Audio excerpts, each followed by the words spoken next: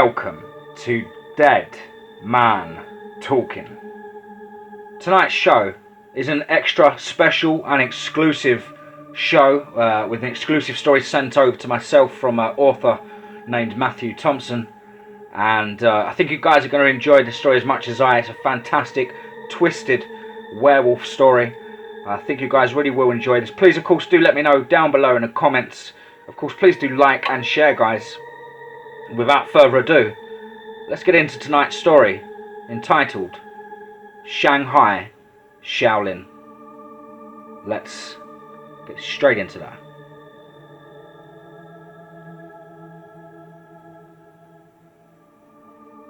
May Lin knew that she couldn't go out on some nights, but when she agrees to go home with a random stranger she met at a bar, the true horror unfolds.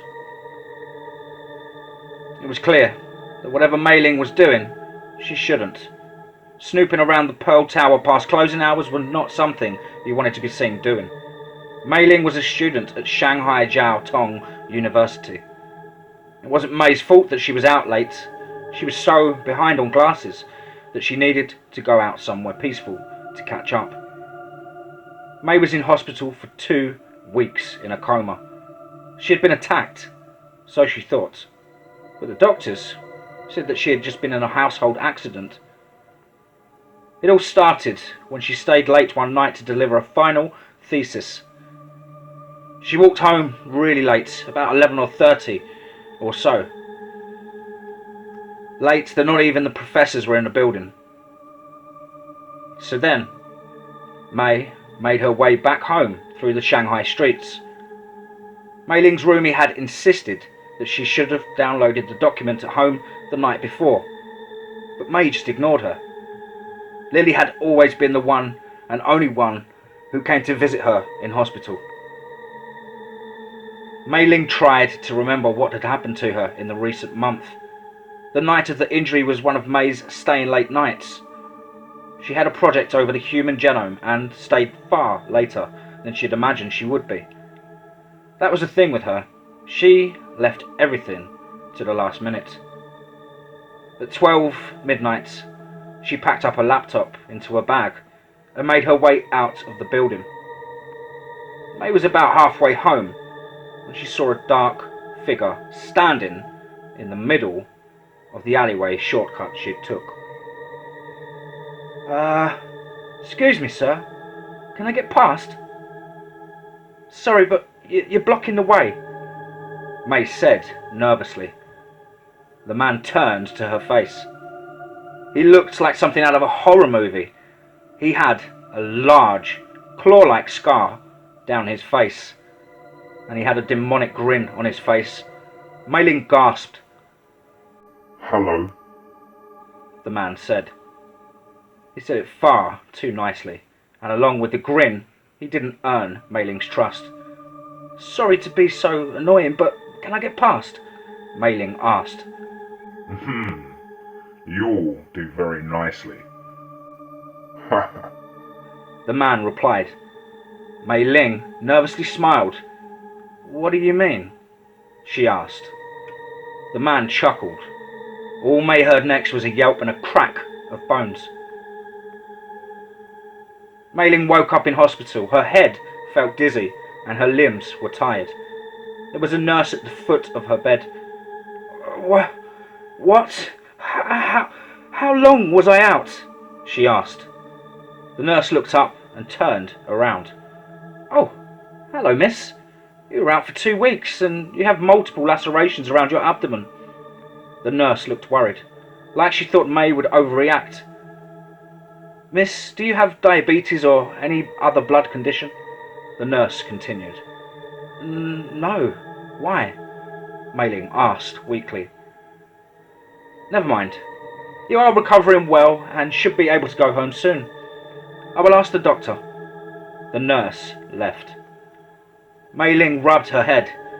She pulled herself out of her bed. There was a mirror that was close to the bed. May Lin ripped off her life support system, realising that she didn't need it anymore. May looked at herself in the mirror. Everything about her was fine. Brown eyes, check. Black hair, check. Nothing out of the ordinary. But something didn't feel right. She could hear everything in the ward, even the voice. "Hi, is May Lin's ward?" it said. "Yes, just down the hall," said the nurse. There were footsteps, and Lily appeared past the curtain. "May, you're awake!" she said. Lily was just blue eyes and straight A student with a strong determination and a killer instinct for education. Lily had black hair, blue eyes. You get the picture. May Lin stared Lily down. "I'm awake, Lily. Now let's bloody go," she said. Lily noticed that something wasn't right. If her psychology had taught her anything, it was that May Lin wasn't the same. Lily just shrugged it off. "Come on, Lily," said May. Her eyes began to tick. Lily went to May's bag. She went and asked the nurse where May Lin's clothes might be. On returning, a few minutes later, she see May Lin tugging open the table drawers on the side of the bed. "May Lin!" Lily shouted. May turned around and cowered. "I asked the nurse and she says that you're free to go. Here are your clothes." Lily was kind. She was considerate. Lily was friendly. May Lin tugged off her hospital clothing and pulled on her normal leggings, t-shirt and shoes. May took her jacket off Lily and put it on. The two friends moved out of the ward. They both walked to her car park. Lily took out her Honda car keys and both her and May walked in. On the way back to the flat, the girls had a conversation. "May, you're different. I don't think you're okay," started Lily. "Lily, I'm bloody fine. Can you stop your looks of confusion? Because I'm fine," retorted May Lin. "Oh, I have a headache. My body feels..." May was sick all over the paper coffee cup that Lily had been using. Lily looked at her friend. "Here, use this." She handed May a plastic carrier bag. May took the bag with gratitude. "Listen, May, we need to talk about your late shifts. It's getting later and later," said Lily. What the hell?" screamed May Lin. "What's your bloody problem with me staying late at college? I'm going to need to stay late more nights to catch up," she added. "Stop it, May Lin. This is destroying you," Lily replied. May Lin went into a reclusive position. The car returned, the pouring rain covering the city. May staggered into the lift. Lily followed and keyed in the floor number. May was sick into her plastic bag, and May leaned against Lily's arm. The two of them walked down the hallway towards the room. Lily held May up by her shoulder with one hand. She opened the door and May ran into the bathroom. She vomited again. May staggered out and collapsed onto the couch. "May Lin, have some water. I'll make dinner later," said Lily. "Meat," whispered May. Lily frowned. "Okay," she said. She went into the kitchen and got May a glass of water. Lily walked back into the lounge and handed her friend the water. May gripped the glass and she smashed the beaker in her hand. "Can you just leave me, please, Lily?" she whispered. Lily left and May Lin began to feel even worse. Her skin went pale and clammy. May was continuously sick and passed out. May awoke a few hours later to the smell of cooking meat. She heaved herself off the couch and sat at the table. "Hey May, you alright?" Lily asked, without turning around from the stove that she was standing at. "I don't know. I just feel sick," May replied. She scratched the table. "May, really, don't lie. Do you feel okay? Because your skin is bad shape. We can go back to the hospital if you want," Lily said in a seemingly caring tone. "Damn it, Lily! Can you stop your crap? I'm fine!" May Lin shouted. Lily looked round. "May!" she gasped, and she walked over to May Lin. May had lashed out at Lily, throwing her On the floor, she gave Lily a deep stare with her eyes that were darker and deeper than usual. "May, you're sick!" No, I'm not. May yelled. Lily stopped and picked herself up. Over the next few days, May and Lily weren't talking. May recovered over the night, and Lily stayed away from her. The only time that the two would talk would be just over dinner.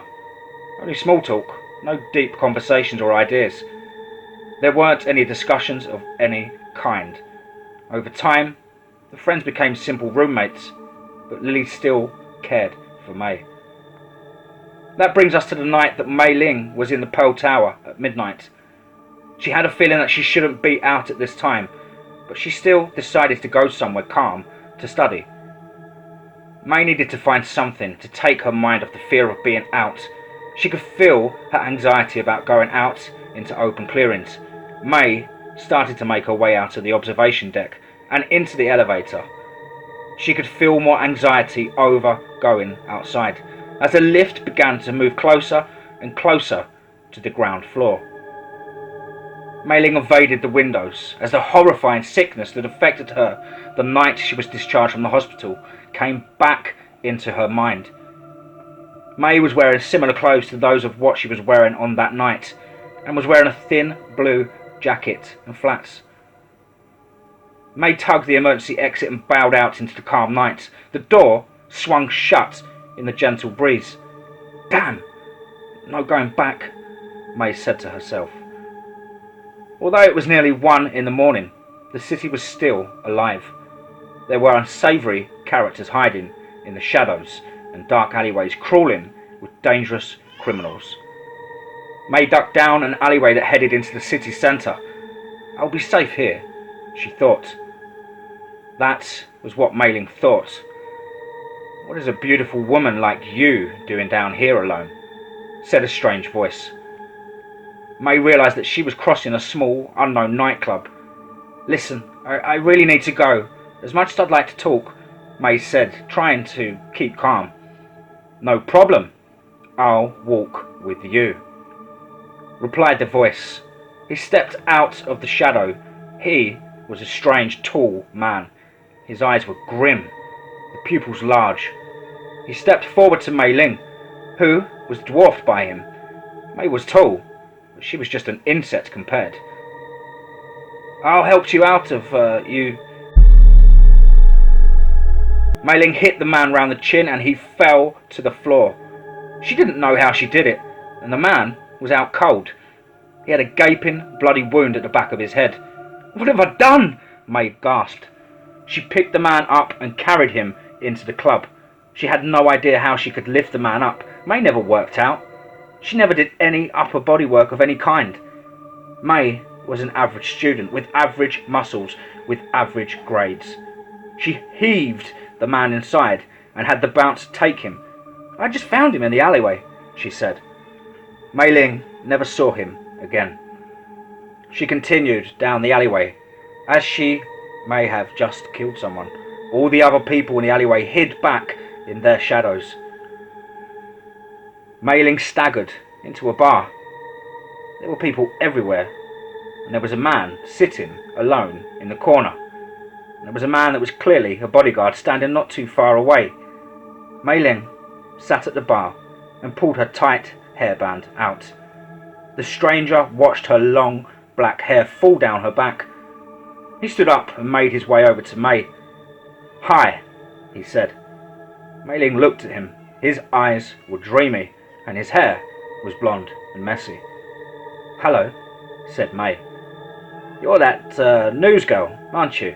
The one who got attacked and was in a coma for 2 weeks," he added. "Yes, so what?" May replied. "Doesn't make it any difference to who I am," she added. "Oh no, of course. When you meet someone in a bar and you're a bit annoyed at life, sometimes you just go home with them. That's exactly what happened to the movie star. His name was Tyler. He was 22, just a bit older than May Lin. She didn't ask where he was from, but that didn't matter. He was pretty." Tyler drove them back to his house. With May Lin leaning against the window, they went into his hotel.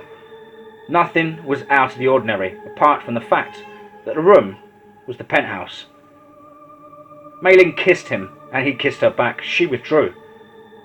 "I'll just be a minute. I'm going out for cigarettes, and I won't be long," Tyler said. "Okay, I'll just go to the bathroom," May Lin replied. She went down the hall and opened the bathroom door. May Lin walked inside. "Damn it, it's hot," she said. "I'm burning up," she added. May pulled back the blinds and gasped. It was the moon. "The moon," May Lin started.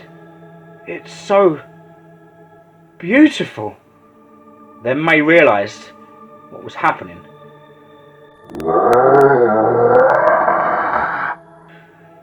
She screamed. She felt the horrifying sickness coming back, only this time it was far more violent. Her body felt like it was on fire. "Too hot," she started and ripped off her t-shirt. May began to feel burning pangs of fear.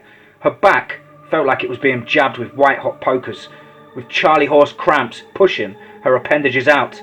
"What the May Lin whispered.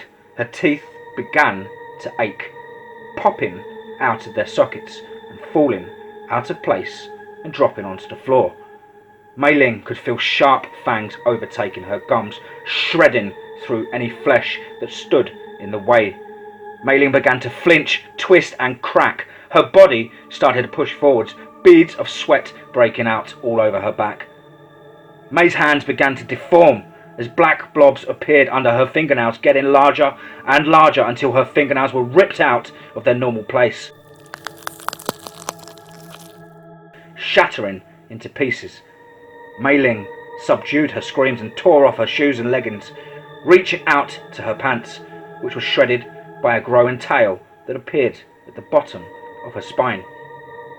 Her skeleton splintered larger, cracking her skin open. Ashes of brown fur beginning to grow. May could feel sickening twinges in her feet. They began to stretch like taffy. Her palms and soles began growing leathery skin. "May Lin, I'm back," said the gentle voice that was Tyler. "Tyler, you can't see me like this," gasped May in agony. May Lin, are you alright?" said Tyler, as he began to approach the bathroom. "Tyler, I'm fine." So you can just leave. May Lin growled. Her body continued to crack and twitch. Her muscles began to grow and her biceps began to bubble out. May Lin's abs began to push out, forming strong muscles. Her face began to ache and her ears began to grow pointed. They moved to the top of her head and grew fur. May's hair began to blend in with the fur on her neck, and her face pushed forward, forming a muzzle. It grew brown fur. May's eyes began to turn, and soon May's human mind was fading and her eyes changed to a feral black.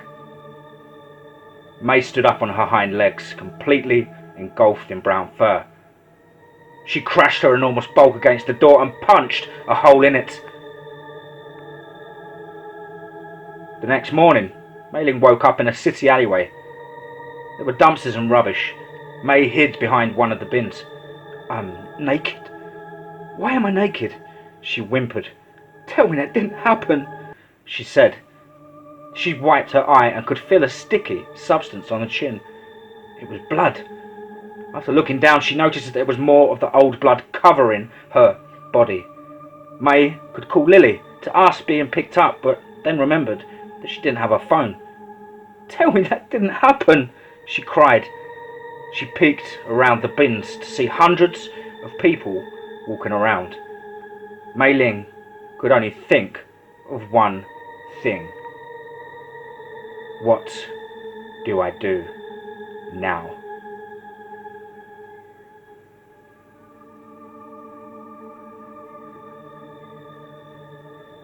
Wow, hope you guys enjoyed that story. Absolutely loved that story. Thank you for sending that over, Matt.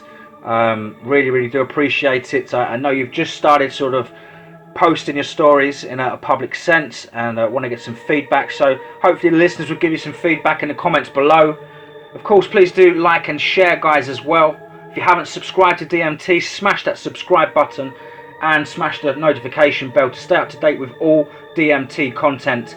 Remember, guys, we have a private Facebook group over on Facebook titled DMT's Cabin in the Woods. Love to see you over there. Some interesting discussions, topics, and some bonus pictures and footage as well. Hope you all had a lovely week and enjoying your weekend off. Remember, above all, be safe, not sorry.